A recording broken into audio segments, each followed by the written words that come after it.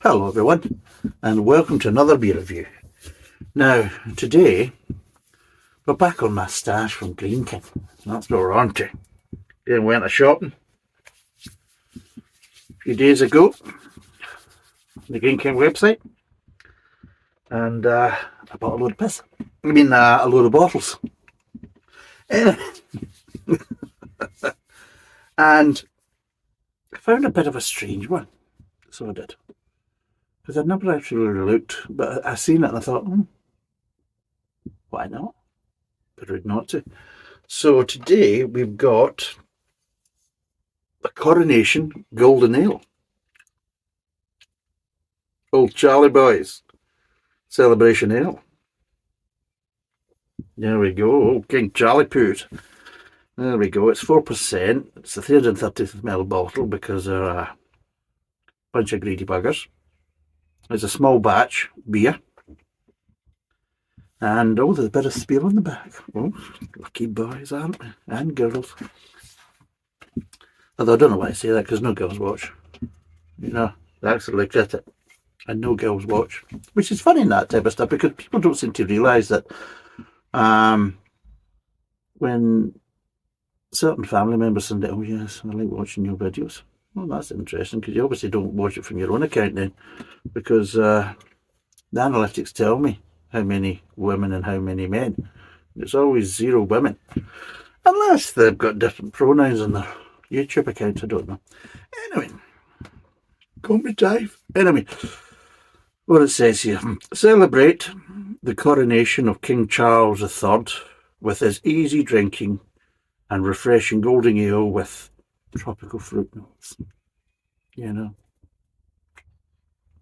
a bit like Charlie himself, isn't it? You know, quite a traditionalist with a little bit of fruitiness.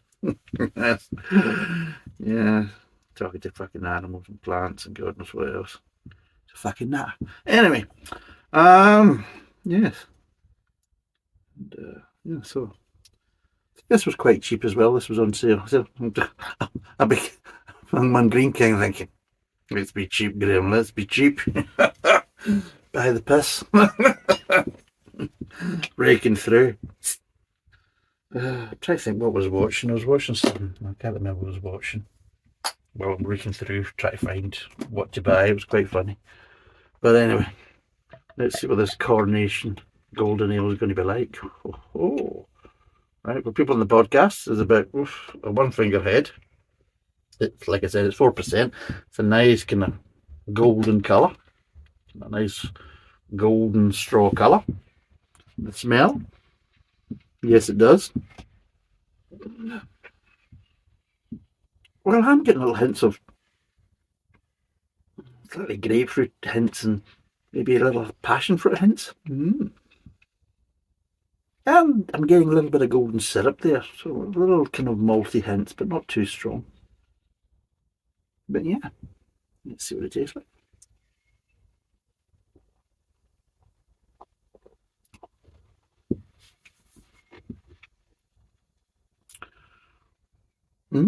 Yes, yes, there is. There is. Nice little bit of malt there.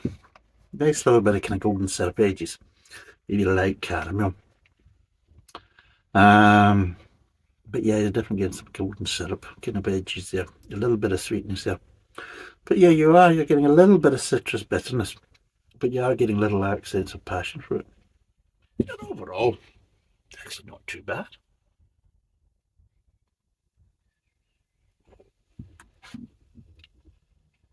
But what I have noticed, because I think we did the,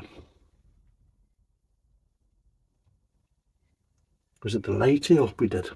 We did the light ale. And one thing I did notice, but I didn't mention in the video, it's a little bit more carbonation than I felt was necessary. But I let it go because maybe it was just kind of me. You know, sometimes your mouth can be a bit sensitive just when there's a little bit more carbonation there. But I'm getting the same with this one as well. It's a little bit more carbonation than I feel is actually necessary. Especially for the flavour profiles, you feel it should be a little bit easier drinking. and it's not as easy as it should be just because it's just that little bit more carbonation than I feel it needs. So that's the kind of first thing that kind of stands out as a negative.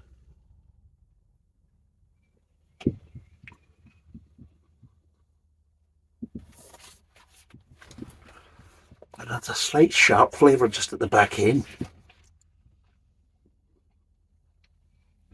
I'm trying to kind of work out what the hell it is, because that's strange. Jesus, you've hardly got the beer in the glass and it's gone. What's the point with these 330ml bottles? Small batch, yeah. Little small bottles, that's what it is. Make a bigger batch and put it in bigger bottles. It's not difficult. I sometimes wonder, is it breweries that put their beer into kind of small 330ml bottles, is that because they don't really believe in the product? You think, well, I don't want to be lumbered with a fucking load of it because this stuff goes out of date. This stuff goes off, it's perishable. And you know,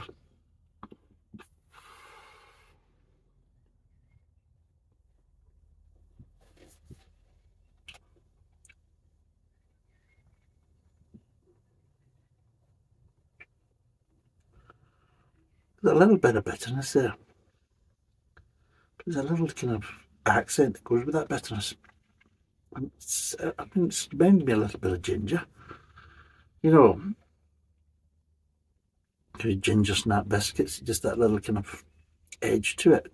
Same as you get with ginger nuts, that little kind of edge. It feels like just that little bit of edge of ginger, just at the little hanging off this kind of little bitterness there that's coming from the kind of tail end of the grapefruit flavour. But again, these fruity flavours, they're quite light. There's a decent enough amount of malt there that makes it interesting, and these are just little accent flavours that just again make the mid-tongue a little bit more interesting. So let's break down the flavours.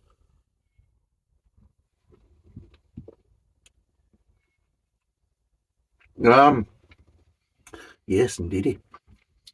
So yeah, you get some nice malt at the front of the mouth, a little bit of grain, a little bit of sweetness, but again, very, very light sweetness.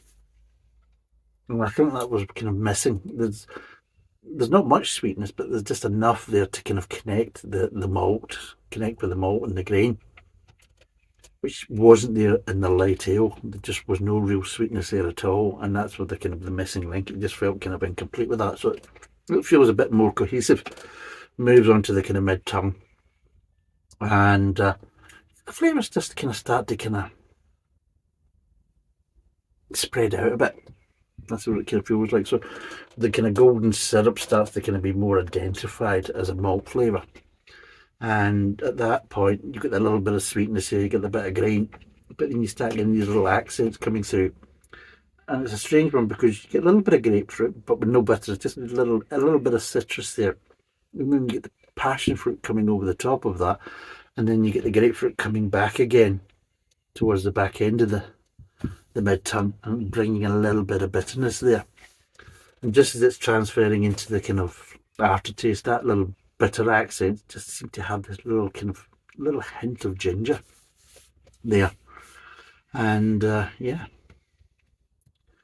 back of the mouth aftertaste, not really much. The flavours kind of dissipate, and it's a very clean finish again. No, none of the flavours are lingering in any way, and they all kind of dissipate fairly quickly, but all kind of together. There's no kind of like any steps or any kind of segmented process. It's just like all kind of together as one. But yeah, it's not a bad ale, and it's quite easy drinking, and the flavour profiles are quite nice. And if you're not into citrus, this beer's not too bad because it isn't really a heavy citrus present. There's little hints of it, but no real strong flavours of citrus in any way, shape or form. Same with the passion fruit. There's little hints of it, but again, nothing heavy at all, really. Let's be totally honest. None of them are core flavours in any way, shape or form. And even in the bitterness is also very light. It's there, but it's not strong in any way, shape or form. And they all kind of actually work quite well together. It's actually not a bad ale. So it is. For me, I would expect it to be, well, I'd be looking to have a little bit more sweetness. But a little bit more sweetness. It does have little kind of hints of tanglefoot, but nowhere near as sweet. But yeah, little hints of tanglefoot to it. But the flavours seem to be more controlled. I would just want just a little bit more sweetness, just a little touch. And I think if you had a little bit more sweetness, you could probably get away with a little bit more bitterness in the back end. Which, you know, for me, it's something I would maybe like a bit more, but for other people, they maybe just be happy with that. The malt, no, I would say the malt's actually quite nice. It's actually, I would say the malt's just to the right level. I wouldn't say we'd need any more malt. It's got not a bad body with it and everything else. And the flavours are fairly kind of clean in the mid-tongue, because you are getting the kind of the malt kind of flavour at the start, and as it moves on to the mid-tongue, it kind of like separates out and you're starting to kind of identify it. The flavour starts kind of matching some of the aromas, so you are getting that little bit more kind of golden syrupy edge to the malt flavour. You are picking up the grapefruit, you are picking up the passion fruit, things like that. So it's nice to see that the aromas that you're identifying when you're sniffing it is kind of coming through in the flavour profile, because that, trust me, doesn't always happen. So what would I give this actually? I'm trying to remember the price. I'm sure this was fairly cheap as well. I'm sure this was roughly about £1.50. Again, the problem is it's a 330ml bottle, and that annoys me. You know it does. It should be 500ml bottle. Stop the nonsense, you know. I mean, let's be totally honest. It's like going up to the bar and say, "Hello there, honey. Can I get a half pint?" Nonsense. You know what I mean? As a response, you know. Honey, a half pint. You know, it's like that. You just feel as if, like, you know, it's like going into the pub and asking for a half pint and then skipping away from the bar all happy, and you think, no, it just doesn't feel right. It's wrong. You know? What's wrong with you, man? You know? And it feels like that when you're just sitting there with your little 330ml bottle. No, this is not right. Or there's nothing worse than you get the pint glass and you chuck it in, just sitting like that, you know. You feel shortchanged. You mean, if somebody poured you a pint of that, you think, what the fuck is that? You know, you feel as if you just shortchanged yourself. So yeah, it annoys me. I just don't understand why they do it. So it loses points from that straight away. But what would I give it? I think the flavour profiles are quite nice, and it's on sale anyway. So and I suppose it's easy, kind of available. You buy it online, and I ordered it that evening, and 2 days later it was here. So I ordered it on, I think it was a Tuesday, and by the Thursday, there we go, Thursday lunchtime. Boom, there you go. Thank you very much. So there you go, no problem at all. So it's easily accessible, and yeah, well, at least I've tried one in the Coronation ales anyway, because with all the other ones, what they were charging and everything else, it was just a rip-off fest. Let's be totally honest, with a lot of the kind of Coronation beers. That's why I didn't do any at the time, because I thought, no, if anybody's still got them available later on, if I see them, then and they're at a normal price, then I'll get them. So this was the first one I've seen at a normal price, but I'm still kind of looking. Hopefully I can get some other ones. Unfortunately, this is a golden ale, which is a bit of a strange one. You think mostly it's a kind of more kind of richer, more heavier malt forward beer, but no, they decided to go for a golden ale. Such is life. So yeah, what would I give this out of 10? It's actually not a bad one. like I said, need a little bit more sweetness, and the 330ml bottle affects it. So I'm going to give this a 6. I'm going to give this a 6. It could have probably got closer to a 7 if they'd actually put it in a proper bottle and there was just that little bit more sweetness to it just to kind of help it out. Because I just feel it was just, the sweetness is there, but just not quite enough to kind of work with the bitterness. There's a little bit of bitterness there. And I just feel that the bitterness just isn't balanced out enough because it just isn't enough sweetness. But yeah, it's 4%, 330ml bottle. It's 6 out of 10. Yeah, I would recommend it. Give it a try. You might like it. It's actually not a bad beer and some nice flavour profiles. So, thanks for watching. Cheers, and bye for now.